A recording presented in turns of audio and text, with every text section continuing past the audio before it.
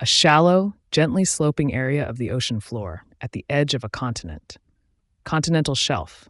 It is the underwater land around a continent that extends from the shore into the ocean. Imagine you're at the beach and you slowly wade into the water. It starts off shallow and gradually becomes deeper as you move further away from the shore.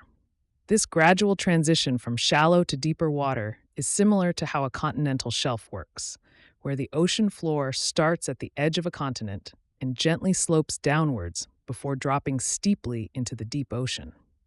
Just like the beach, where the water is shallow near the shore before suddenly getting deeper, the continental shelf is that initial shallow area of the ocean floor before it plunges into the deep sea, making it like a natural extension of the land beneath the ocean.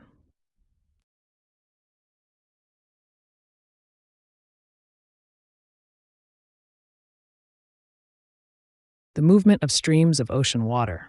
Ocean current. Ocean current is the continuous flow of water in the ocean, driven by wind, temperature, and salinity differences. Imagine trying to navigate through a crowded shopping mall during a big sale, where everyone seems to be moving in different directions, but there's a general flow guiding the crowd. This scenario is similar to the movement of ocean currents, which are like invisible paths in the water guiding marine life and ships. Just as the flow of people in the mall is influenced by the layout of the store and the attractions drawing them in, ocean currents are shaped by factors like wind, the Earth's rotation, and the coastline, creating organized streams that direct water movement across the globe.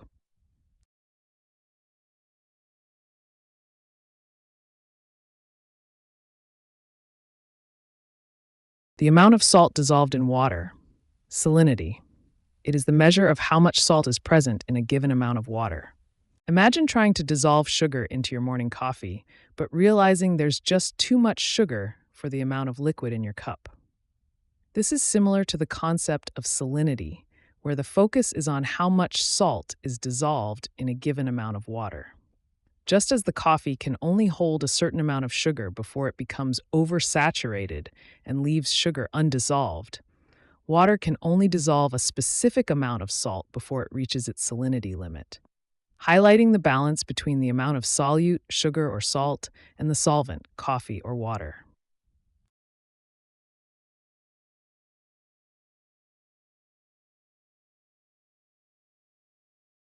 A water current parallel to the shoreline. Longshore current. It is a movement of water that carries sand and sediment along the coast. Imagine trying to walk on a crowded sidewalk where everyone moves in the same direction as you, but slightly to the side, gradually nudging you along. This is similar to how a longshore current works, where the movement of water parallel to the shore slowly carries objects like sand and debris sideways along the coast. Just as the flow of the crowd influences your path on the sidewalk, the longshore current subtly shifts everything in its path parallel to the shoreline, guiding it along the coast, just like the crowd guides you along the street.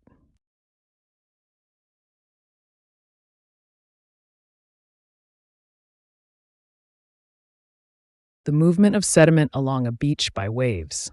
Longshore drift. Longshore drift is when waves move sand and pebbles along the shore in a zigzag pattern.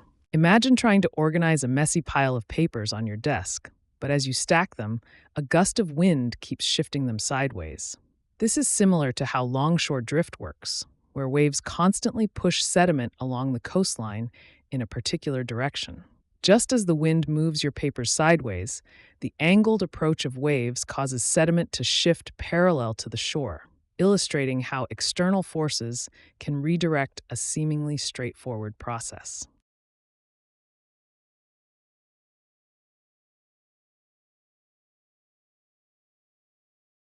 A swift current that flows from a sandbar to deeper water. Rip current. A rip current is a strong, narrow flow of water moving from the shore out to the ocean. Imagine trying to navigate a crowded parking lot where all cars are slowly moving towards the exit at once. This situation is similar to a rip current because both involve a concentrated flow of movement in a specific direction. Just as the cars funnel from a wide area into a single exit lane, a rip current forms when water from breaking waves is funneled through a narrow path from a sandbar to deeper water, creating a swift, directed flow.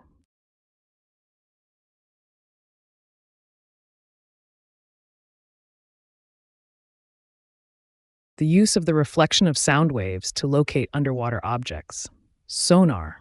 Sonar is a technology that uses sound waves to detect and locate objects underwater. Imagine trying to find your keys in a dark room by clapping your hands and listening for the sound bouncing off objects. This is similar to how sonar works, where sound waves are emitted underwater and their echoes are used to detect objects. Just like your clapping creates sound waves that reflect off your keys and other items to reveal their location, sonar uses the reflection of sound waves to locate underwater objects by interpreting the returning echoes.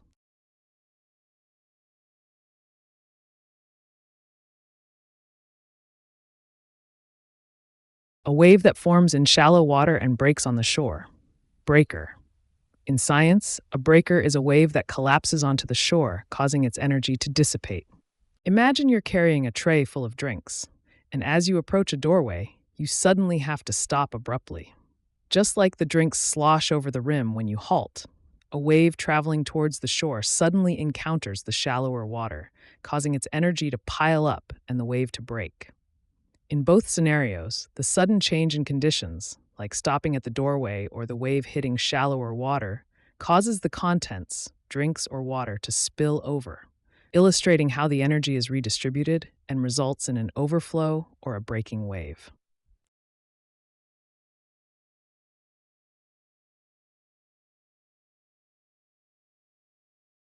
The horizontal movement of water at or near the ocean's surface. Surface current. Surface currents are ocean waters that flow across the surface, driven primarily by wind patterns. Imagine trying to navigate a crowded mall during a big sale, where everyone seems to be moving in different directions, but eventually follows certain paths. This scenario is similar to surface currents in the ocean, where water at or near the surface moves horizontally due to various forces like wind, the Earth's rotation, and temperature differences. Just as shoppers are guided by store locations and crowd movements, surface currents are directed by the interplay of these forces, creating predictable paths in the ocean that resemble the flow of people through a bustling mall.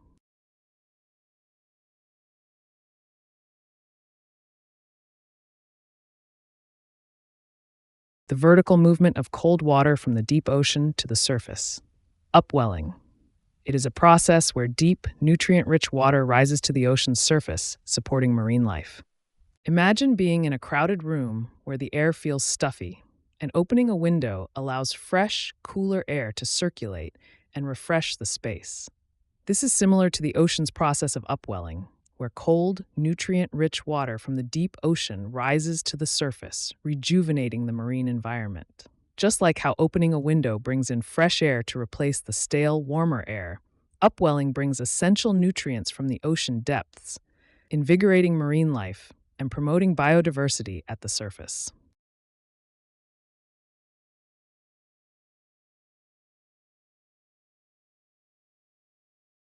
A repeating disturbance that transfers energy through matter or space. Wave. In simple terms, a wave is a way energy moves from one place to another, like how ocean waves travel across the sea. Imagine trying to pass a message across a crowded room without moving from your spot. Just as you would need to rely on a series of people repeating your message until it reaches the intended recipient, a wave transfers energy through a medium by passing it along from one particle to the next. In this analogy, each person represents a particle in the medium. The message is the energy, and the act of passing the message along is akin to the disturbance that travels through the medium, illustrating how waves transfer energy across distances.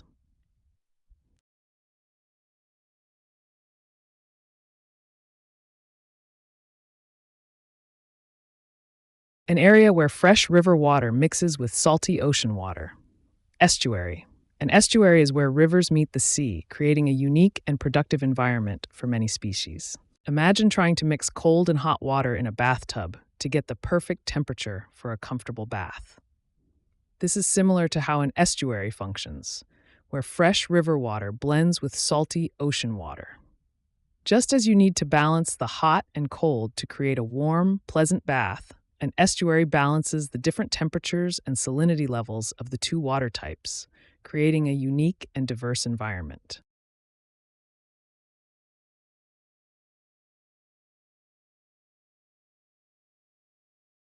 A large, flat area of the deep ocean floor, abyssal plain. An abyssal plain is a vast, flat region on the ocean floor, several kilometers deep, where sediment covers uneven seabed rock. Imagine trying to find your way through a vast, crowded parking lot after a concert, where every row and section looks identical, making it difficult to locate your car. This scenario is similar to the abyssal plain, a large, flat area of the deep ocean floor that stretches for miles without any noticeable landmarks or variations. Just as a parking lot extends flatly in all directions, making it hard to discern one area from another, the abyssal plain is an expansive, featureless region that can be challenging to navigate due to its uniformity and vastness.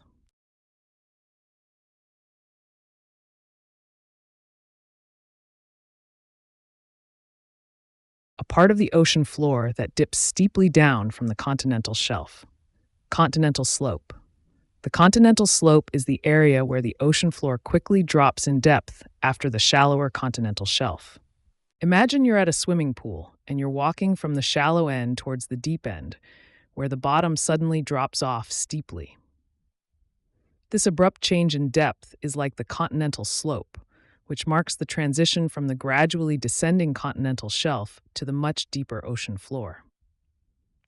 Just as you experience a sudden steep decline in the pool, the ocean floor also undergoes a steep drop at the continental slope, indicating a shift from the shallow waters of the continental shelf to the deep abyssal plains of the ocean.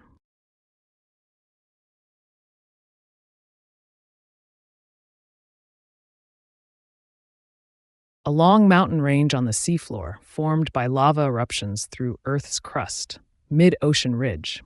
It is where tectonic plates move apart, allowing magma to rise and create new seafloor. Imagine you're trying to bake a loaf of bread, and as it rises, the dough splits in the middle, revealing a stretch of raw dough as it expands. Similarly, a mid-ocean ridge forms when molten rock from beneath the Earth's crust pushes upward, causing the seafloor to spread apart and create a mountain range. Just as the dough surfaces and stretches apart to reveal the soft interior, the Earth's crust splits and allows lava to emerge and solidify, forming new oceanic crust at the mid-ocean ridge.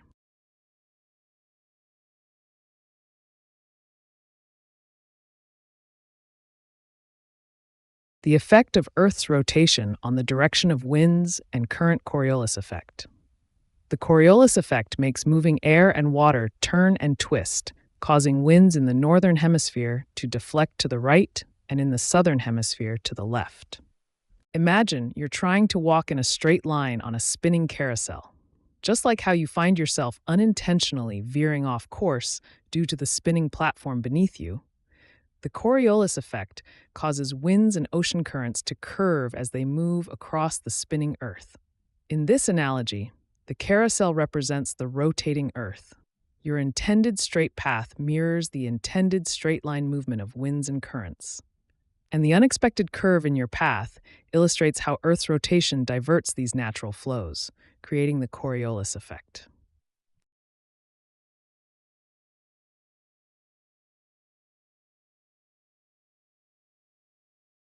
Organisms that live on or near the ocean floor. Benthos. Benthos refers to living things that reside on or close to the seabed. Have you ever tried finding your misplaced keys hidden among all the clutter on your desk?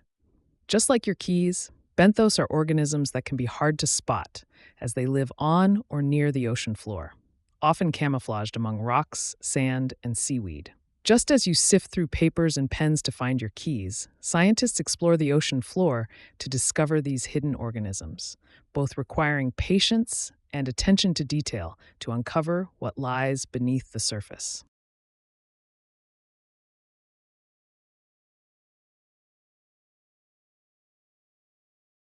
A marine organism that can actively swim as opposed to those moved by the current. Nekton. Nekton are animals like fish and squid that swim actively in the water, able to move independently of currents. Imagine trying to navigate a crowded sidewalk where everyone is moving in different directions. Just like you choose to weave through the crowd by actively deciding your path and speed, nekton are marine organisms that can swim independently of the ocean currents, determining their own direction and pace. In this analogy, you are like the nekton, exercising control over your movement, while the passive pedestrians represent plankton, which drift wherever the crowd or currents take them.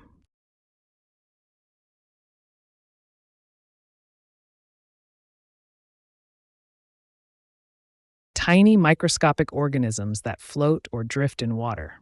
Plankton. Plankton are small creatures in water that form the base of the aquatic food chain, providing food for many marine animals. Imagine trying to navigate through a crowd at a busy concert where everyone is moving in different directions.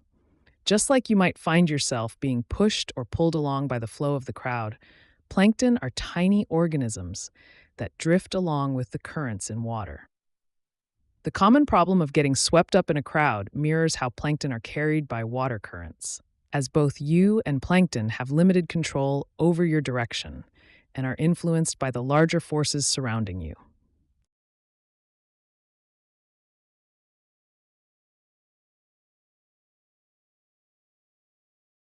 A deep part of the seafloor where a subducting slab bends down. Ocean trench. An ocean trench is a deep, narrow valley in the ocean floor, formed where one tectonic plate slides beneath another.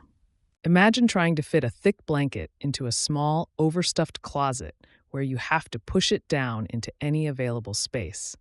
This is similar to how an ocean trench forms, where one tectonic plate is forced beneath another and bends downward into the Earth's mantle.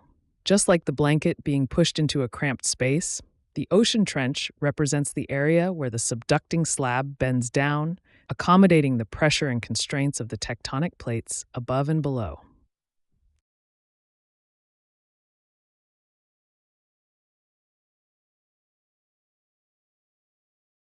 A worldwide climate change caused by an increase in the Pacific Ocean's temperature.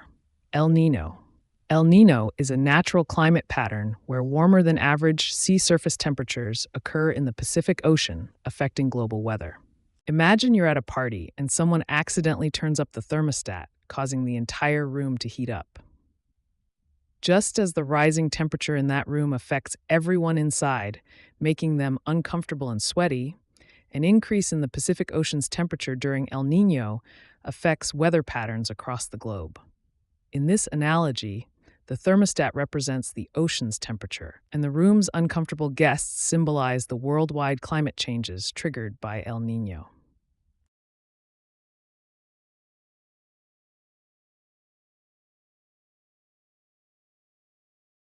A worldwide climate change caused by a decrease in the Pacific Ocean's temperature. La Nina. La Nina is a climate pattern where the sea surface temperatures in the central and eastern Pacific Ocean become cooler than average, impacting global weather patterns. Imagine you're in a room where someone suddenly turns the air conditioning way down, making it uncomfortably cold. This drop in temperature not only affects how you feel, but also changes the dynamics in the room, like causing people to huddle together for warmth or even make different choices about where to sit. Similarly, La Nina involves a decrease in the Pacific Ocean's temperature, which, like the air conditioning, leads to wide-reaching effects on global weather patterns, causing shifts in atmospheric behavior just as the cold air causes shifts in how people behave in the room.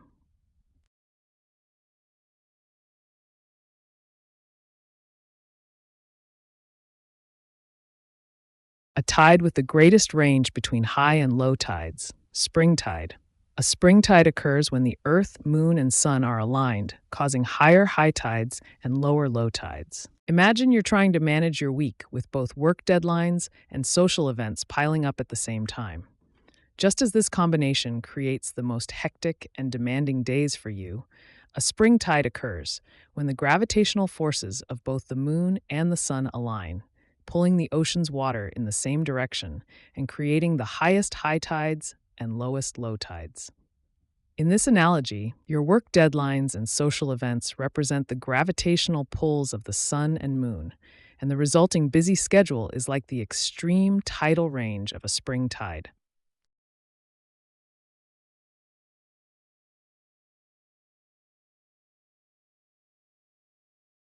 The tide with the smallest difference between high and low tide. Neap tide. Neap tide occurs when the gravitational forces of the moon and sun are perpendicular, causing less variation in tidal heights. Imagine trying to wash your car when the water pressure in your hose is at its weakest. Just like how the water pressure feels low and doesn't make much of a splash, a neap tide is when the gravitational pull of the moon and the sun are not aligned, resulting in the smallest difference between high and low tide. In this analogy, the weak water pressure is like the minimal gravitational forces from the moon and sun not working together, leading to the less dramatic rise and fall of the tides, much like the subtle flow of water from your hose.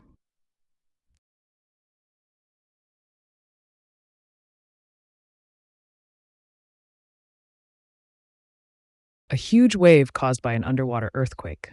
Tsunami. A tsunami is a series of large ocean waves created by the displacement of water, often due to underwater earthquakes. Imagine you're carrying a tray full of water glasses, and you suddenly trip over a small bump in the floor. Just like the water in the glasses might spill over the edge due to the sudden jolt, a tsunami occurs when an underwater earthquake displaces a large amount of water.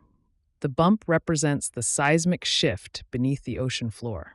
The tray is akin to the ocean surface, and the spilling water mirrors the massive ocean wave that spreads outwards from the disturbance, creating a tsunami.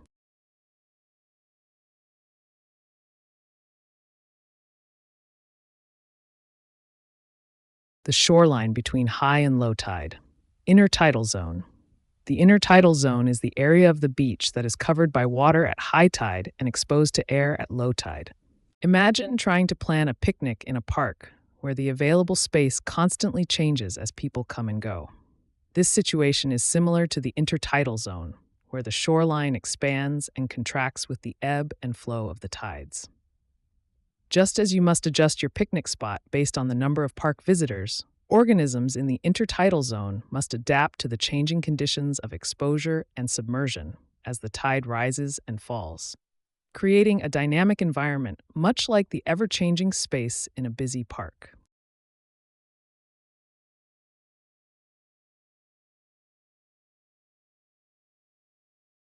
The farming of water organisms like fish aquaculture. Aquaculture is the process of raising fish and other aquatic animals in controlled environments for food and other products. Imagine trying to maintain a small backyard garden where you must ensure the right balance of sunlight, water, and nutrients for your plants to thrive. This is quite similar to aquaculture, where farmers manage and control the environment of water organisms like fish to ensure they grow healthily and efficiently. Just as gardeners must monitor soil quality, water levels, and plant health to produce a bountiful harvest, aquaculture farmers carefully regulate water conditions, feed, and health of the organisms, ensuring a sustainable and productive aquatic crop.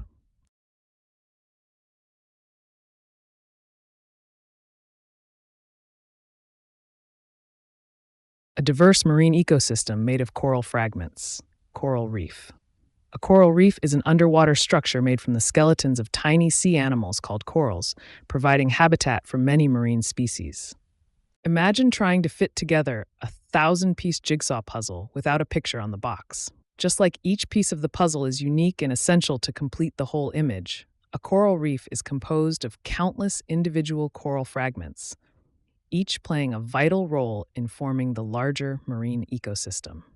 In this analogy, each puzzle piece represents a coral fragment, and just as every piece is necessary to finalize the puzzle, every coral fragment is crucial in building and maintaining the diverse and interconnected structure of a coral reef.